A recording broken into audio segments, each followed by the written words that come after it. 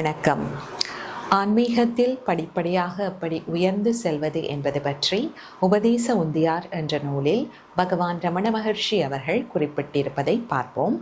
திடமிது பூசை ஜபமும் தியானமும் உடல்வாக் குலத்தொழில் உந்தி பர உயர்வாகும் ஒன்றிலொன்றுந்தி பர.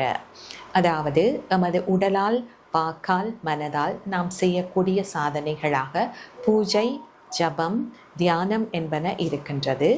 இவற்றில் ஒன்று மற்றொன்றை விட உயர்வானதாக இருக்கின்றது. பொதுவாக நாம் உடலால் செய்யக்கூடிய சாதனையாக இந்த பூசை இருக்கின்றது. இதற்கு அடுத்தபடியாக இந்த ஜபம் இருக்கின்றது. இறை நாமத்தை நாம் மீண்டும் மீண்டும் உச்சரித்தல், இது வாக்கால் நாம் செய்யக்கூடிய சாதனையாக இருக்கின்றது. இதற்கு அடுத்த படிநிலையாக இந்த தியானம் இருக்கின்றது. இது நாம் மனதால் செய்யக்கூடிய சாதனையாக இருக்கின்றது. தியானத்தில் நாம் ஈடுபடும் போது எண்ணங்கள் படிப்படியாக குறைந்து இறுதியில் எண்ணங்கள் இல்லாத ஒரு நிலையை அடையலாம். இவ்வாறு ஆரம்பத்தில் இருந்து படிப்படியாக நாம் ஆன்மீகத்தில் உயர்ந்து செல்ல வேண்டும் என்று குறிப்பிடப்பட்டிருக்கின்றது. நன்றி.